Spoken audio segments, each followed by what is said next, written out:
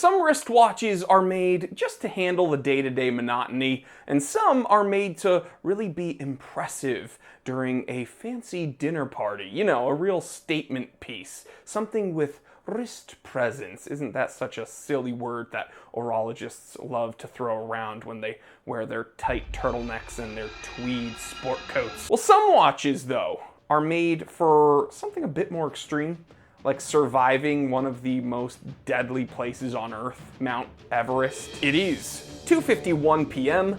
Let's get down to business.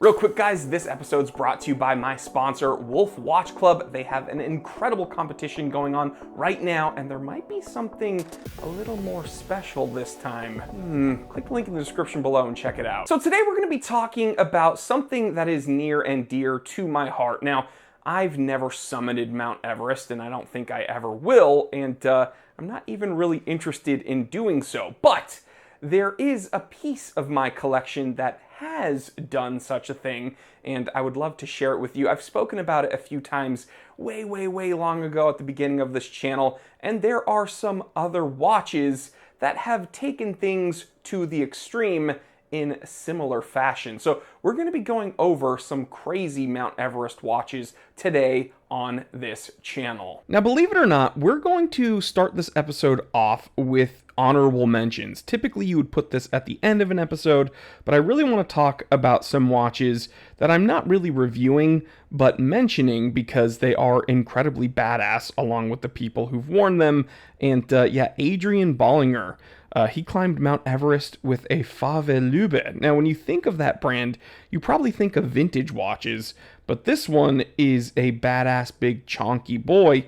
And yeah, he even said that when he gets up high enough, you know, he has cameras, iPhones, and a whole bunch of electronic devices, but at that altitude and at that temperature, everything is bound to fail. But believe it or not, this mechanical watch kept on going.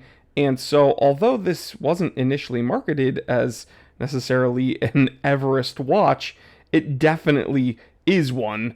And yeah, Adrian, you're a total badass. The next watch that hopefully at some point I have the opportunity to just review for you guys is a big grail of mine. You know that out of the Holy Trinity, Vacheron is really my thing.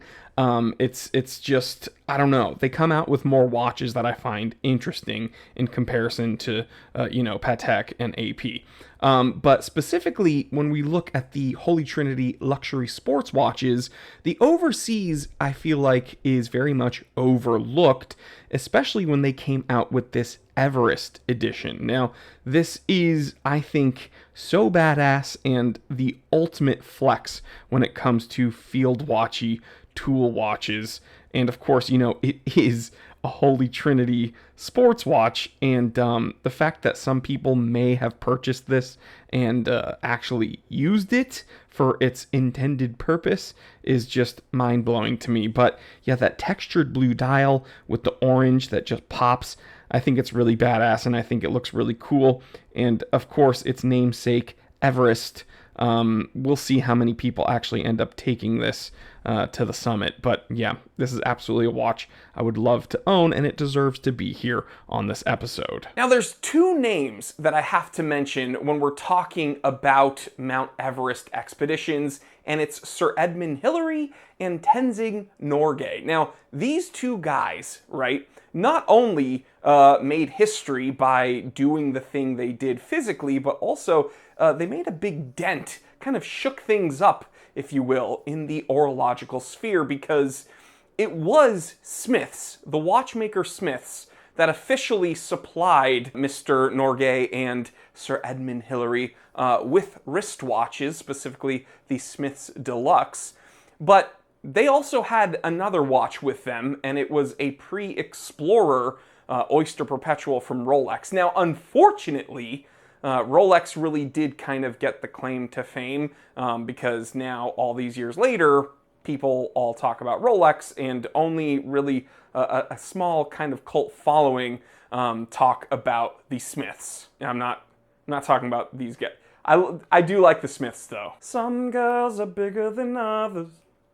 Some girls are bigger than others. Man, they could not make that song nowadays. Anyway, it really was those early 1950s pre-Explorer Oyster Perpetuals that eventually kind of inspired the whole Explorer line that we have nowadays. But there's something else going on here, kind of an unsung hero that I would argue is even more understated than the Smith's Deluxe, which I think is super unfortunate. So it's Certina. Now Certina is a Swiss watchmaker. Now they're owned by Swatch Group, but it's crazy because in the early 1970s, they gave a bunch of Japanese climbers, this expeditionary unit, a bunch of Certina Chronolympics. And they were like, here, go climb Mount Everest. We're going to sponsor you. And just see what these watches are made of. And they did it, and high altitude, extreme temperatures, crazy shock, and the watches were fine. And I'm very proud to say that my dad gave me one right around when I started this channel, and this was the watch that he was given when he graduated school. And I have one on my wrist right now. And it's crazy because will I ever summit Mount Everest? No. I have difficulty getting out of bed now since my CRPS diagnosis. But having a piece of history in that way, and something that's so kind of under the radar, like if you saw this, you might think, oh, that's a cool chronograph. It's very vintage. It kind of looks racy a little bit in the cushion case. It's very cool, retro. But you might not know that this is very much a field watch and a climber's watch. It's a mountaineering tool. And would I take this into extreme environments nowadays? Probably not. I have had this serviced and pressure tested, and I am very proud of the condition that this watch is in.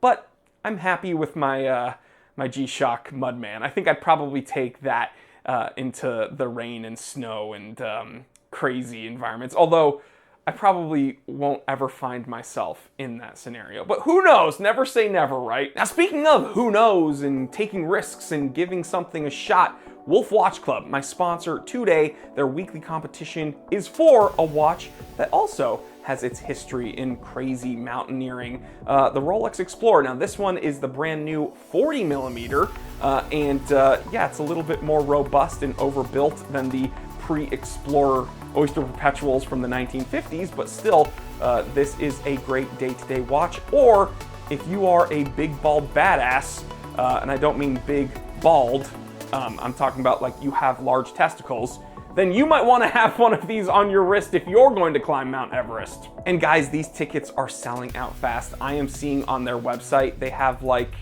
150 something tickets left, and I think this is probably their fastest selling competition, so please don't miss out. If you've ever wanted one of these on your wrist, but you didn't want to do the whole AD rodeo, and you don't want to shell out multiple thousands of dollars, then take a chance. It's $39.99. It's under 40 bucks to get a ticket, $39.99. Do it. And I'm gonna be announcing the winner right here live on the Time Teller channel this Sunday. So click the link in the description below, give yourself a shot at one of the coolest, best day-to-day Rolexes with an awesome history. Good luck. Stay happy, stay healthy, stay blessed. I'm Jory Goodman, the Time Teller, and always remember, I didn't invent time, I just tell it.